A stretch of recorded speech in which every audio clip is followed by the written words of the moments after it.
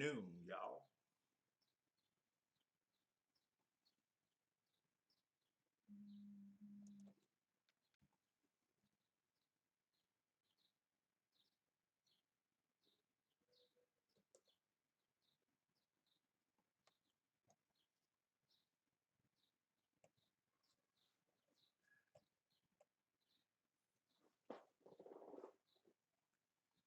Good afternoon, Facebook. How y'all doing today? Glad that y'all able to tune in.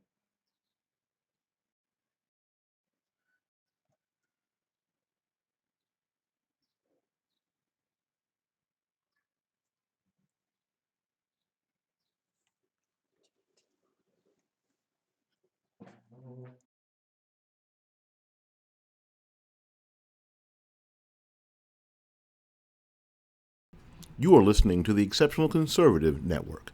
For more information, go to www.theexceptionalconservativeshow.com.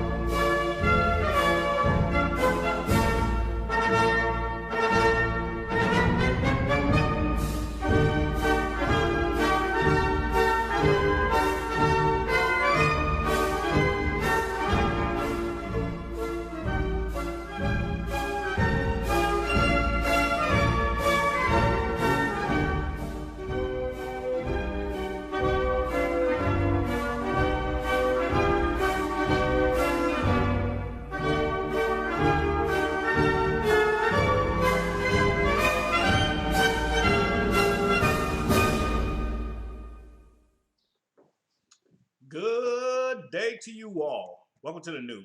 I'm your host, Randy&April, with my lovely and beautiful co-host, April. Hey. So, we wanted to say first off, happy Resurrection weekend to you all. Yesterday was Easter, but we're here on Monday. So, I hope everyone stayed safe and practice safe social distancing on Easter. I don't know how that's supposed to work, but okay. I was going to get into that. Well, unfortunately, I did not have the chance to take communion. So, here we go. This will symbolize the blood. And my Lay's chips here symbolizes the body. There you go. Taking my communion.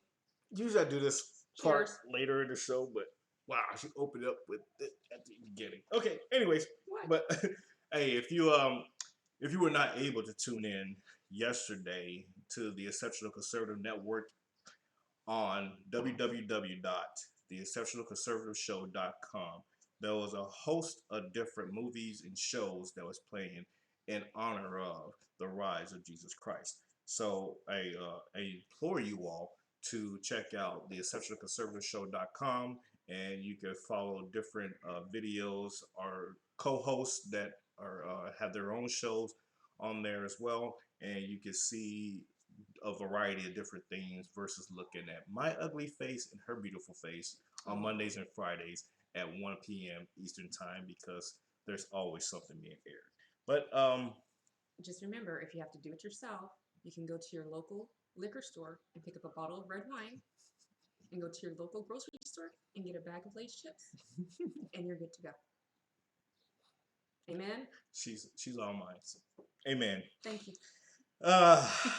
Anyway, so speaking of communions and Easter, yesterday there was some church services in the United States and over here as well in Italy, because we are live out of Italy.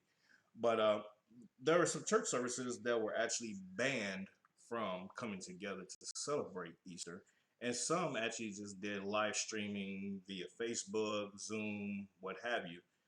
Then there was some that actually got really smart and actually did their church services through the drive-through, a drive-in, like movie, like back in the day, for those that are old enough to remember the drive-in movie theaters. Beer and a donut. I like that. But there was actually they had their church services, they held their Easter services via drive-in movie theater style. And so, but there was contentions about that because some of those even actually were under, I guess you could say, ridicule or under some kind of authoritative oversight, because police actually tried to break these up, saying that they were violating the social distancing rules that were set in place and the out and about for necessity. And so all of these different avenues of approach to practice social distancing and practicing, the safety due to this coronavirus.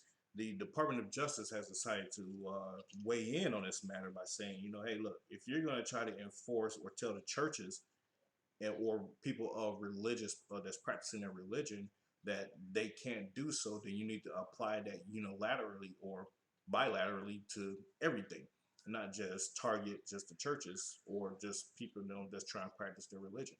So I wholeheartedly agree with that, because if I can go to Walmart, what is the difference of me going to Walmart to shop versus me sitting in a pew in a church, you know, worshiping? Well, this is exactly where Randy and I disagree. Okay. Um, I know you always do. You disagree with me on everything. That's not true.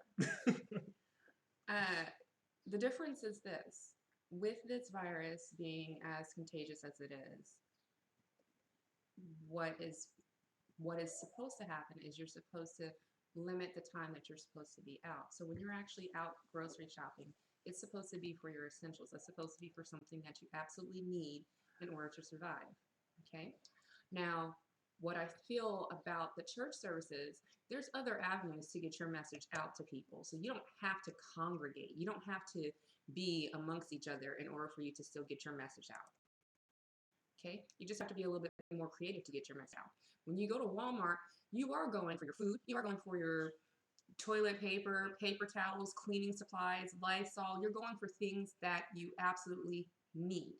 You're not going for like just ice cream, or in my case, wine and chips.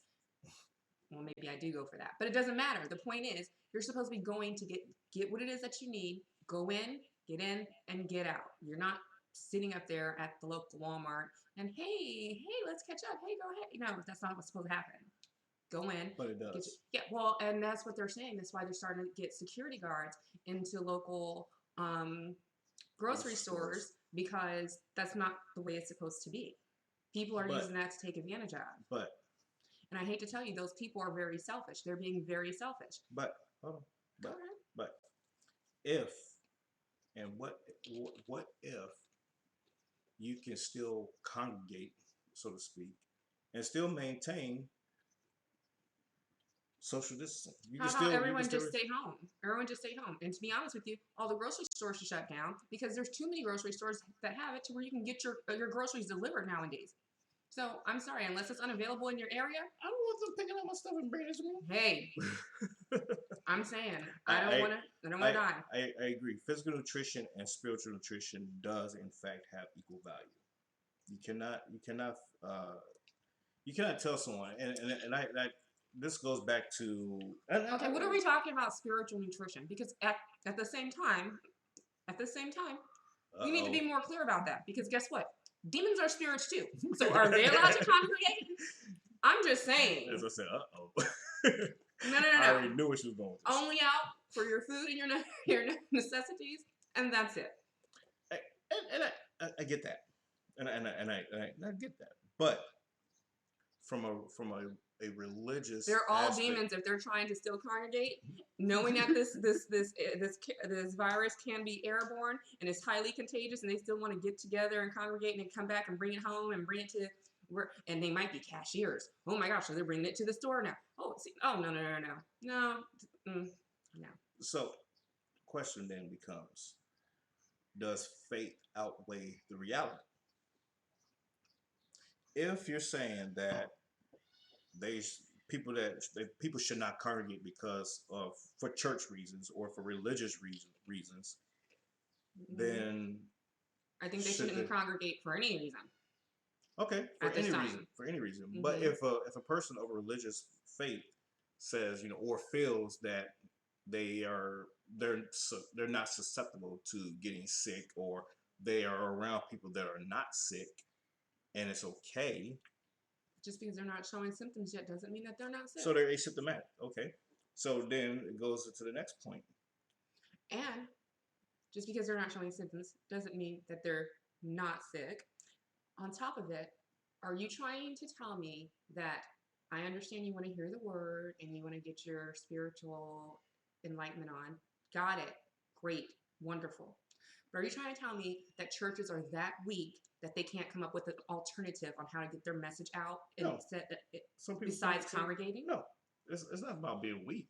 No, it is. No, it's not. Because if you care about your congregation, like I said, it goes back to the religious belief of we should still be able to congregate because the guy who killed everyone with the Kool-Aid was believed that he was just like the Almighty. He was ordained and like God talked to him. Didn't make it right. So just because these pastors or reverends or ministers believe one way doesn't make it right. and I agree with you, Mikey, there.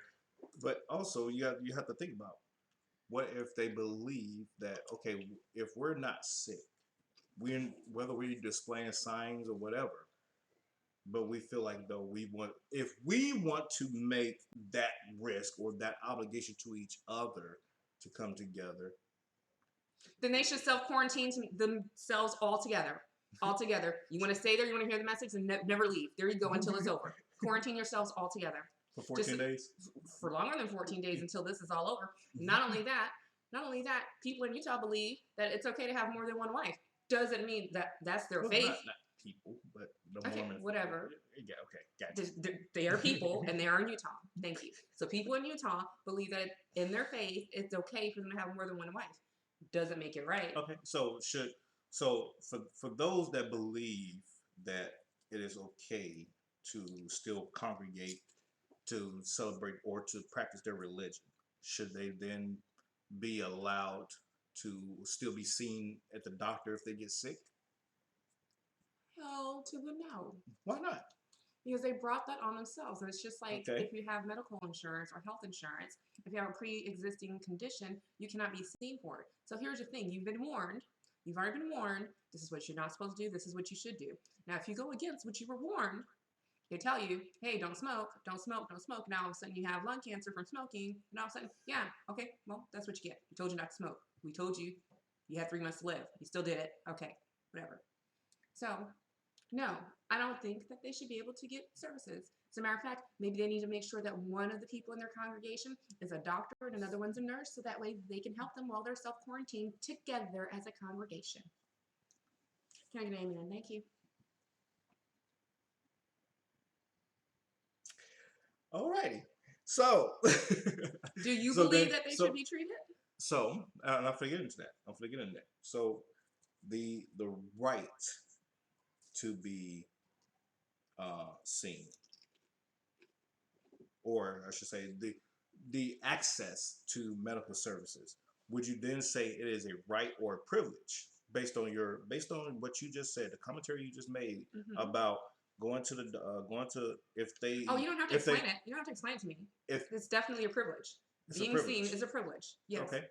So what is the obligation of the medical personnel when a person unbeknowingly was exposed to the virus via somebody that went to church and contracted it from somebody else and went to the grocery store after church services? Should they be seen? You went 3 ways in that question. Yeah, I did. Okay. I did. All right. So a person went to church. Mm-hmm. Then Got they went to the corona. grocery. Yep, they got it. And then they went to the grocery store. They went to the grocery store. Okay. And then they went to go be seen by a doctor. Yep. Okay. And you're asking me, should the doctor see them? Yes. The person that got exposed unknowingly because that other person went to church. So the cashier got exposed. See, you weren't very clear okay, the very my first bad. time You're you right. said that. You're right. I was not very clear. Okay. So should the cashier be seen? Yes. If they were exposed unknowingly, then they're going into the doctor not knowing what's going on with them. So yes, they should be seen. Well, what's the difference between them? If everybody should be at home and whatever else. So what is the difference between them being seen versus a person that's going to church? Because they are considered essential employees. So going to church is not essential? You're not an employee. What if I'm a pastor? What if I'm a pastor of the church? No, so you can't break up the word. Yeah, I can. I can because you cannot conflate. You cannot conflate. Essential employees, not essential church members, not essential churchgoers, not essential pastor. It says essential employees. So you can't. What if I'm an employee of the people, as a pastor or as a church member? If I'm the deacon, the choir director, I am an employee of the people. But are you considered essential? Yes, because I'm providing a service that is essential to the people. No, I think you need to look up the definition under what the government considers essential employees. Oh, so now we're going into what the government says and not what God says, or what a person may feel is essential. Okay. So why does since government I don't get to listen in on conversations that these people have with their God, I can't take their word for truth. They could be lying to me. What I do know is that I was told to stay at home for safety reasons, and I feel everyone should do that. It's like the same. It's the same with the people who don't want to get freaking vaccinations for their kids to go to school. I wonder how they're faring out right now. Anyways, hey, we'll be right back. We're going to jump to commercial break. You are listening to the Exceptional Conservative Network. For more information, go to www.theexceptionalconservativeshow.com.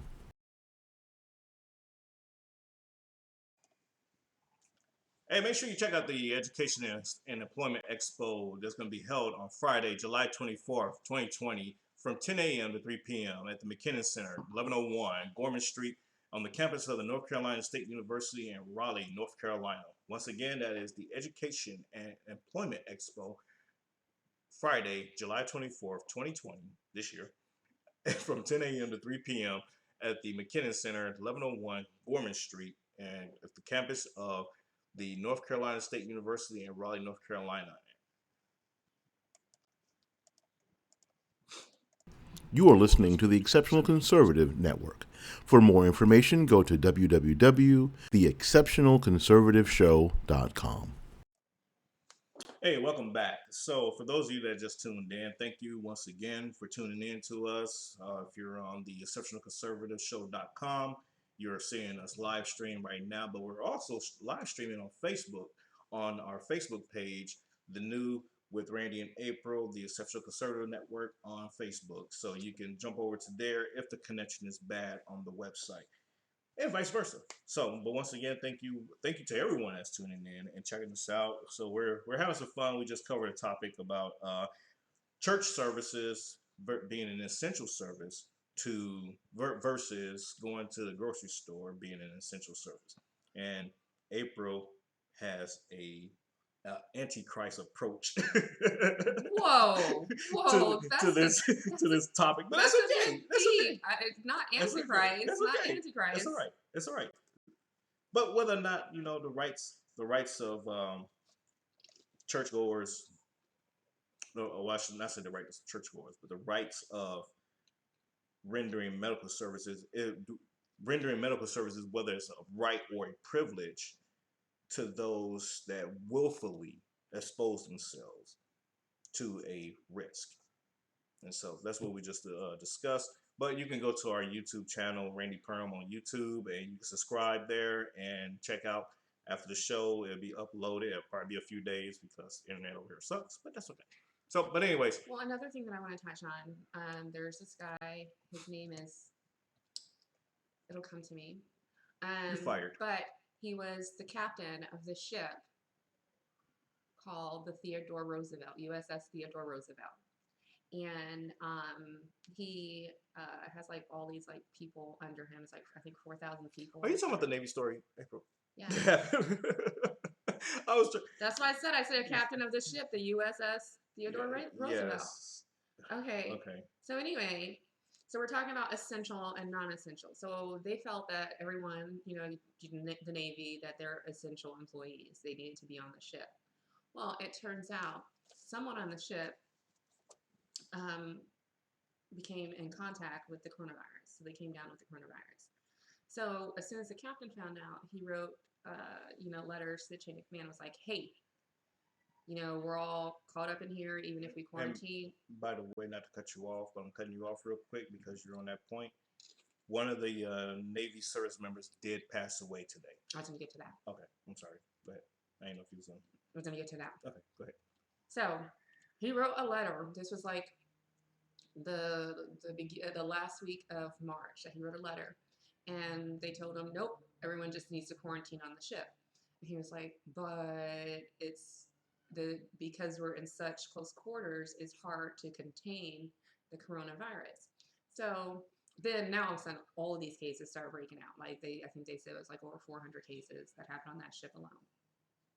And so he took a lot of flack because he was like, look, I care more about my sailors than I do about what, my orders were given to me. So no, I'm going live. I'm going to the media with this. We're getting off of this ship. So I say that because it goes back into being an essential employee. At what point, yes, I'm an essential employee, but at some point in time, you say to yourself, whoa, essential or not, this is enough. So I don't think it has anything really to do with being essential versus non-essential. I think it has to do with a person's comfort level and their comfort zone. Because at the end of the day, I don't care how essential you tell me I am.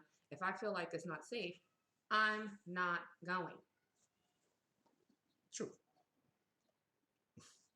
Same thing with the churches. They shouldn't go. It's not safe. So I have a video here I have a couple of videos here that I want to go over because tonight's topic is actually about the social mentality of people. And it's not whether it's not so much about the left or the right, whether you're a liberal or conservative or any of that. It's not about that. It is about just the general mindset of people when they're faced with a situation that they feel is a dire situation. And for those that are on Facebook, I apologize you can't see this video, but for the viewers that are actually on the website, hopefully the streaming will capture it. So have a look. A decade earlier, psychologist Stanley Milgram had also looked at how we respond to authority.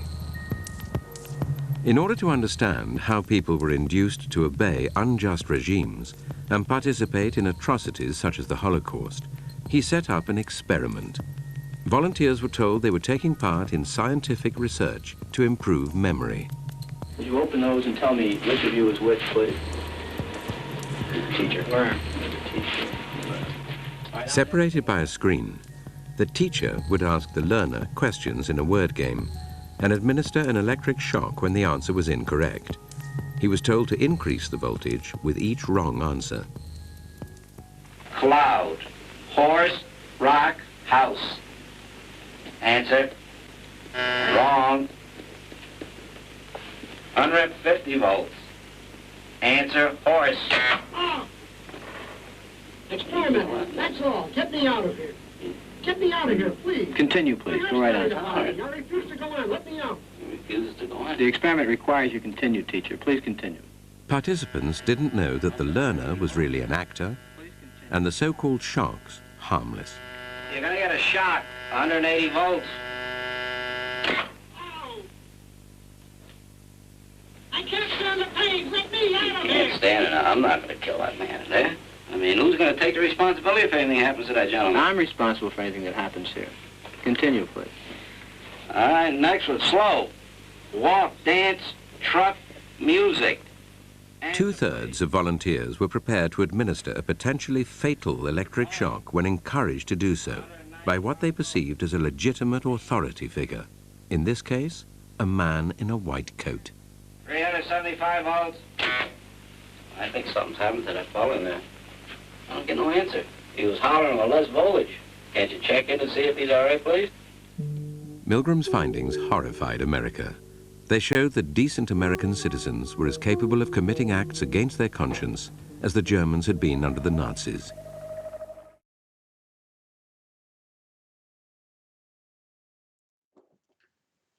Folks, what I just showed you there was a clip demonstrating how the Milgram shock experiment went back in the 1960s.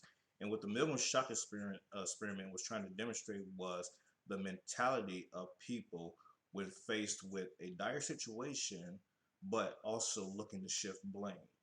And so the background or the forefront of that particular experiment stemmed from trying to understand the mentality of soldiers during the Holocaust when they were just indiscriminately and randomly killing Jewish people, all in the name of because somebody told them to do it. Somebody in authority told them to do it. Now, this next clip I'm going to play is going to highlight this just happened just a couple of days ago in New York, where Prager University did an experiment, not as detailed as this one, but they did an experiment just asking people that would they rather have the coronavirus last longer if it was to guarantee that President Trump was not going to be reelected. So the premise behind that and the Milgram shock experiment is to demonstrate to you all that people, when they are faced with what they perceive to be a dire situation, they are willing to indiscriminately kill or allow people to be killed to be relieved of the responsibility of something that they should be responsible for or not responsible for. In the case of the people that are saying that they're willing to let the coronavirus go to get rid of Trump, they are shifting blame and accepting blame at the same time because of one person that they have that has no effect on their lives. He has not told them anything directly. He has not done anything to these people directly, but they're willing to sacrifice other people to die just to avoid having to deal with the president. So take a look.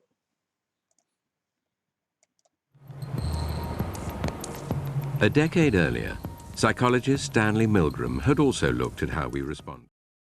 I'm Ami Horowitz. I'm here in the East Village. We know the president is not exactly popular here, but how unpopular is he?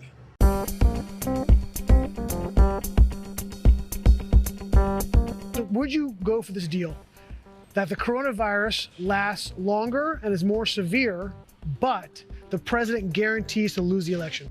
That's a hard question. So, that's a hard question.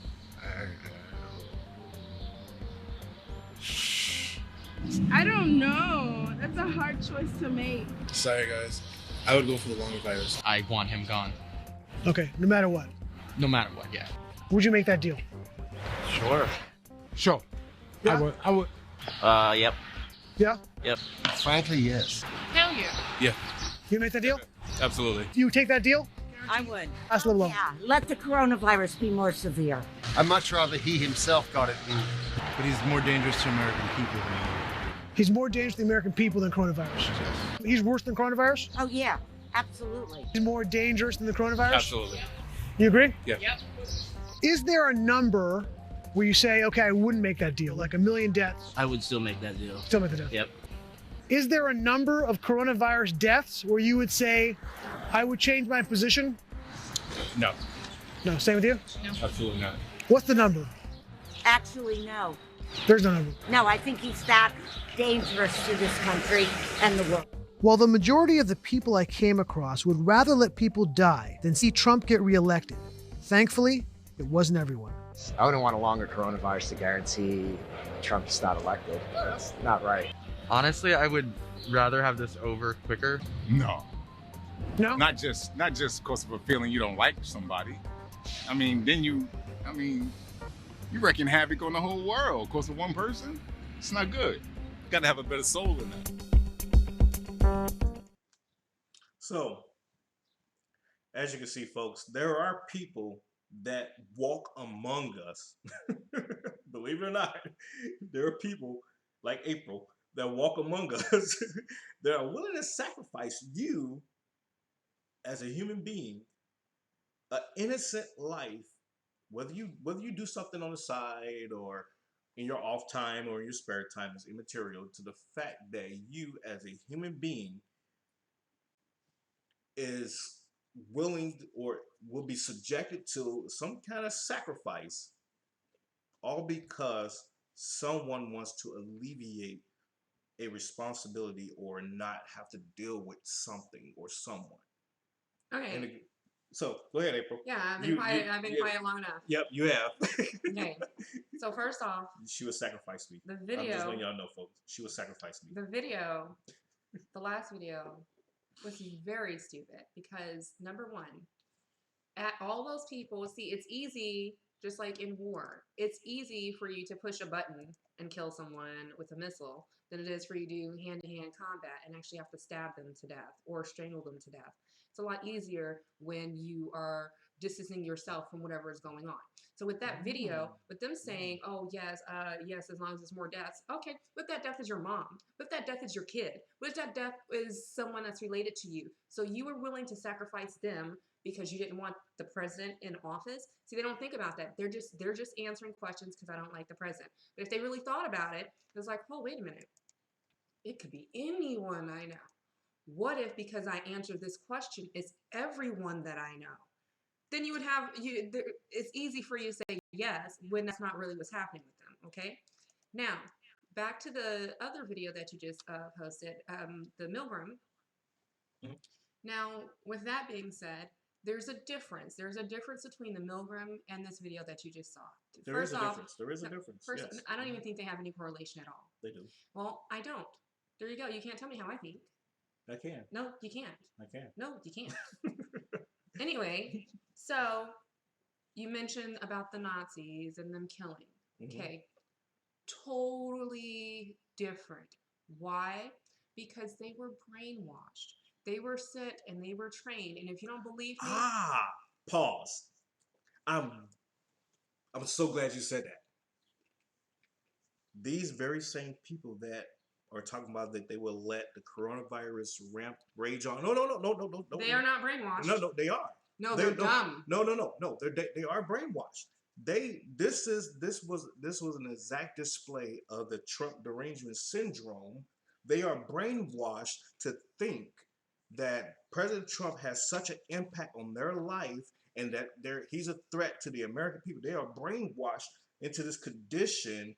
So much so, this is why I played the two videos, and this is why there's a correlation. No. They are so brainwashed. I'm still on the Nazis right now. So yeah, right now you're doing the Nazis and these people? Yes. Because I didn't get to the Milgram and these people yet. Okay, go ahead. But I just want to throw that in there. The Nazis were brainwashed, and so they honestly believed that they were doing what was right. You don't believe me? You can watch several movies on the Holocaust, and you'll see how they were trained, raised in school, kids, everything, like they were completely brainwashed. Right. Okay. Now, the Milgram experiment, that is something that's different because a lot of people, if you're sitting in that situation and you are told, hey, push this button, this person is going to get electrocuted or whatever, most people in that situation won't believe it's true. Now, that's to begin with. Well, in the experiment they did. They saw it. They heard the person. Yeah, I'm getting to that. Okay, go ahead. You're taking too long. So they're like, okay, push this button. Then you hear someone scream like, oh, wait a minute, this is real. So then what kicks in is that part of you, your conscience, that kicks in is like, whoa, I don't think we should be doing this, guys. I don't think we should be doing this. Now, in that situation, you just had a whole bunch of weak people who chose not to stop. Pause. Go ahead.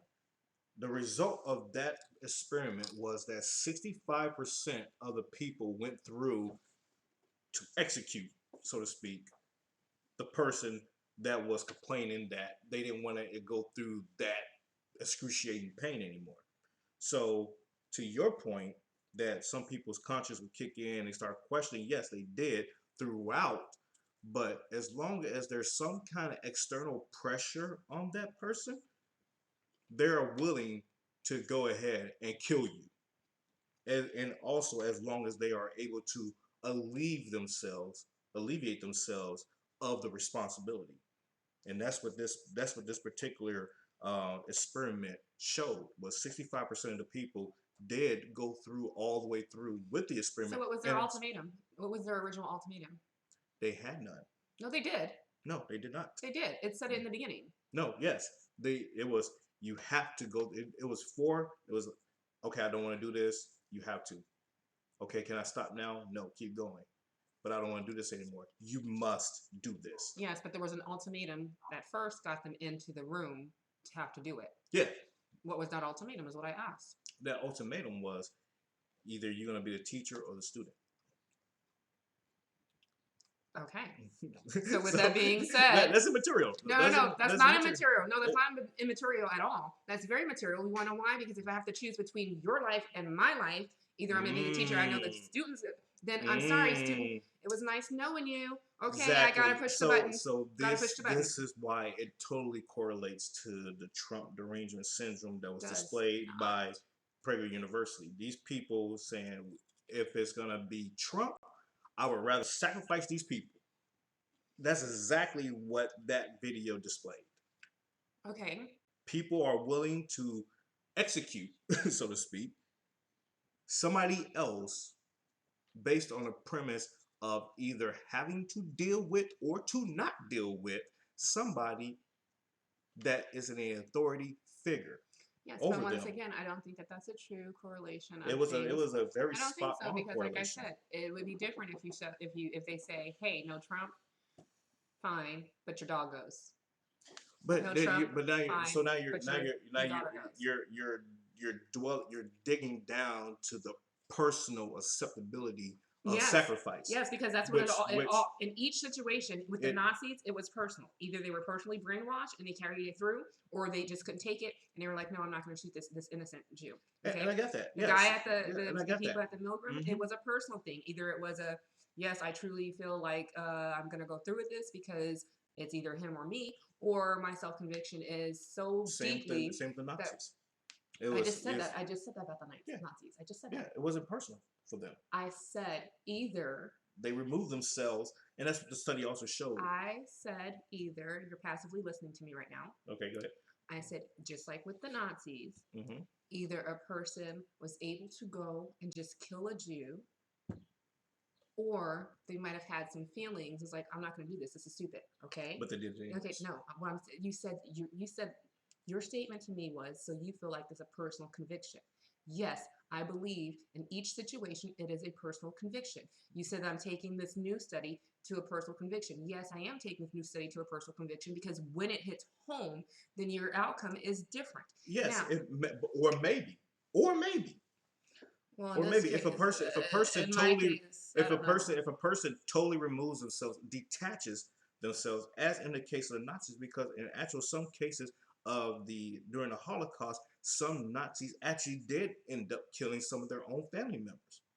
They totally detached themselves from the responsibility. They said, "I am removing myself of this." Some of them were really scared as to what was going to happen to them. them. Exactly. So they went through. It came back down to it's either me, yes, or them. you. Yeah, exactly. Okay. That is the correlation. But that's not the correlation for this new study saying remove Trump. No, it's yes, not. It is. No, it's personal him, for those. It's him or these people.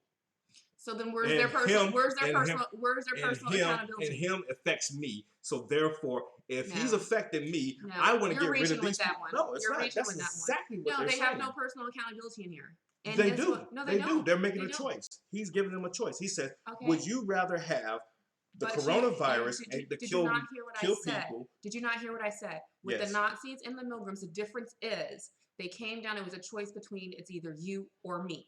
Mm-hmm.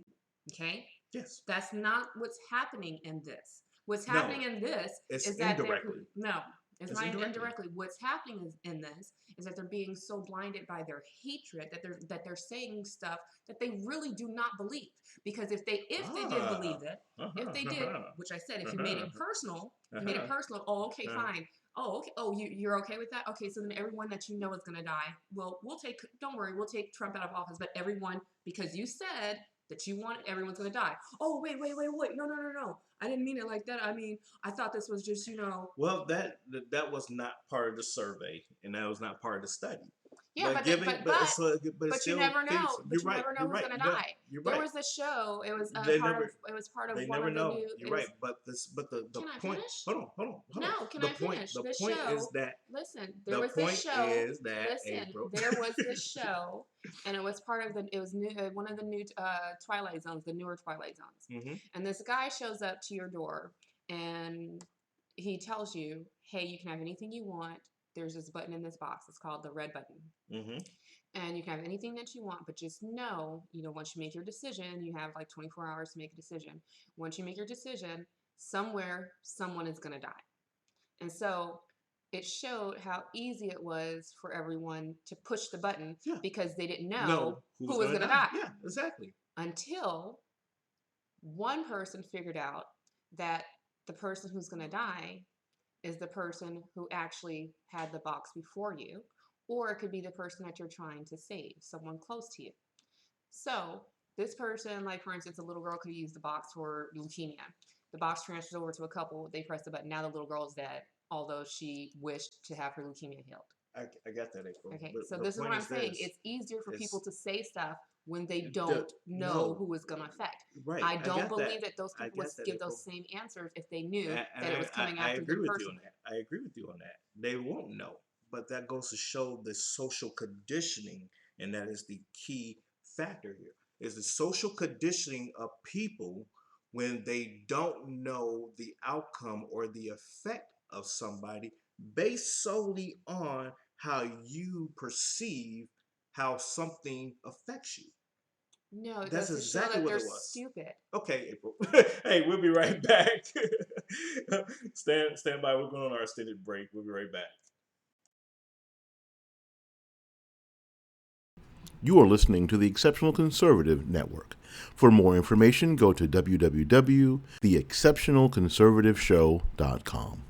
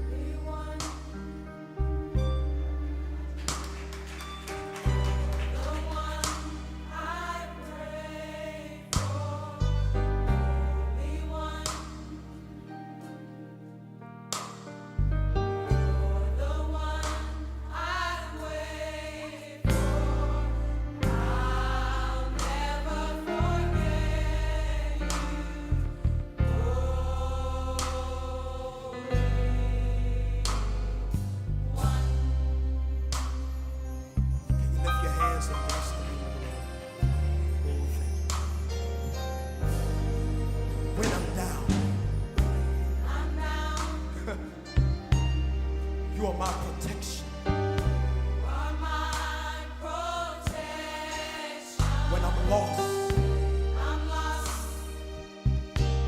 You are my direction. I'll never forget you. Holy.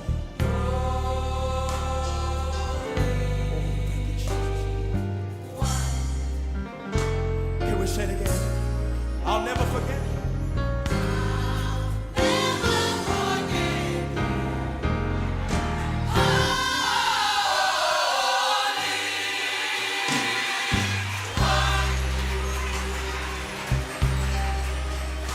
I got a witness here.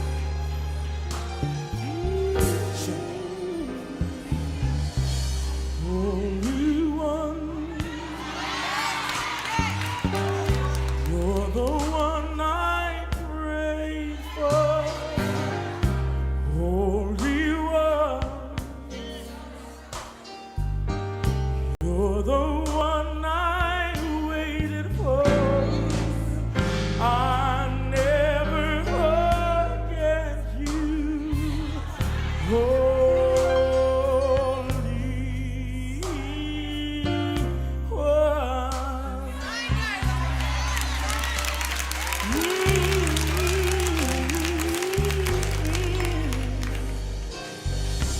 When I'm down, you are my protection. When I'm lost, you are my direction. I'll never forget you, Lord. Holy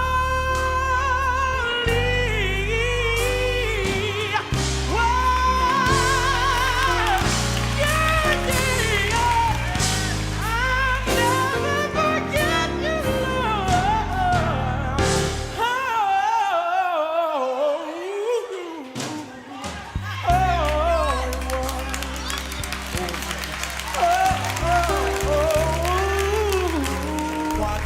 Can you help me say Holy One?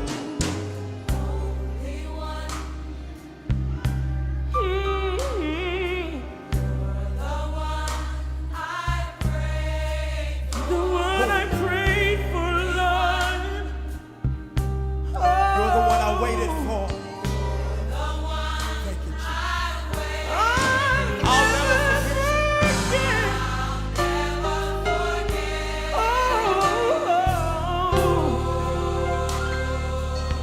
Oh, Lord.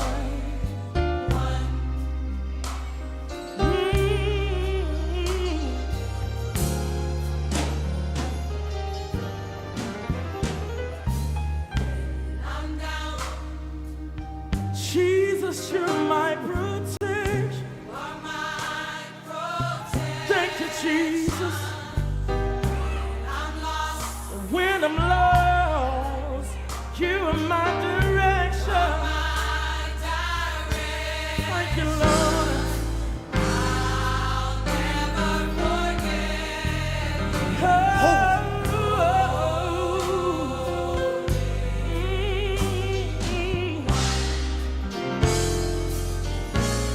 I'll never forget you.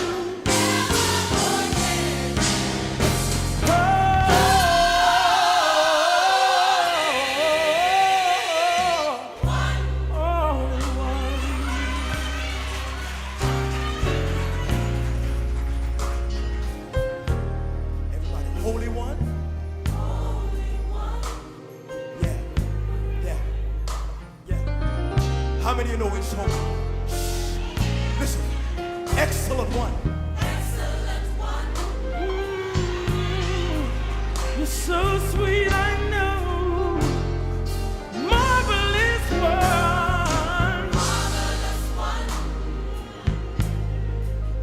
And I thank you for what you've done for me, Lord. Glorious one. Thank you, Jesus. Lord, I love you. Lord, I love you. I'll never forget. Oh,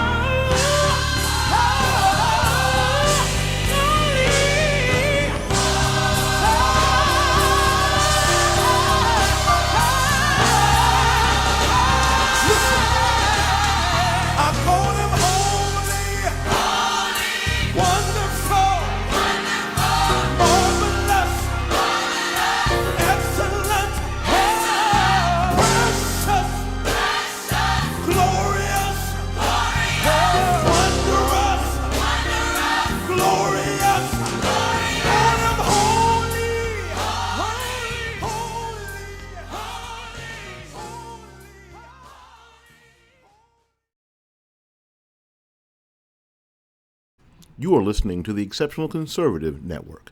For more information, go to www.theexceptionalconservativeshow.com. Hey, welcome back from our extended break. That was Holy One by the Trinity Temple Full Gospel Choir featuring Kirk Franklin. So, Otherwise known as Entirely Too Long. anyways, that was one of my favorite gospel songs.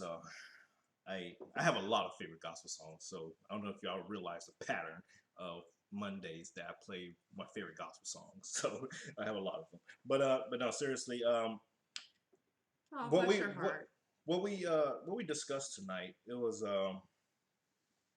just to capture, people's loyalty can be, on a spectrum from being so much disdain for a person that you're willing to kill for it, or it can be for so much respect for a person that you will kill for them. And so, it just goes back to the social constructs of life, and what we individually and collectively believe in, we feel, and what have you. So, I, that was the purpose of tonight's show, was to kind of illustrate to you all that the man, the brother and sister, that man and woman, whoever that you're walking next to, you never truly know when it comes down to it, whether they have your back or they will stab you in the back. Because it's all about self-perseverance, self-preservation, and self-survival by any means necessary. You know what that's called? Darwinism. Survival of the fittest. Yes, survival of the fittest. Folks, I will leave you with this. You can pick up my book, The New You, Now Equipped with Wisdom, on Amazon. You can follow me on Twitter, rperm. You can follow our Facebook page, The New with Randy and April, the Exceptional Conservative Network. Or you can also go to the www.theexceptionalconservativeshow.com and find all of our shows, everybody's that's part of the network shows, and tune in at different times of the day, night, weekends, and what have you. But I will also, April, you got something you want to add before I give my final thought and close? No, just when you go on to the Exceptional Conservative Network .com to see the shows, I just want to let you know that it's really convenient because you're able to catch up on shows at any time. So you don't have to catch the live stream. It's just like Netflix, basically a Netflix of That's shows. on our YouTube channel, not the website. Okay. I think that's what you said. Okay. But you can go to the our YouTube channel, Randy Perham, type it into YouTube, and you can see the archive shows. So some shows will actually link together, and that way you get like, oh, okay, he talked about that 2 weeks ago, but there was like 3 shows in between. So, but anyways, but yes, you can go to the exceptionalconservativeshow.com and catch all our shows, catch not just our shows, but like I said, everybody's shows. But I want to leave with this final thought. You can easily judge the character of a man by how he treats those who does nothing for them. And it goes back to what we've been talking about tonight. And that was by Goethe. Johann, what was his full name? Johann Wolfgang von Goethe. So, hey, thank you all for tuning in once again. God bless you all. We hope you all have a fabulous week. And we will see you all on Friday, God willing. Good night and God bless.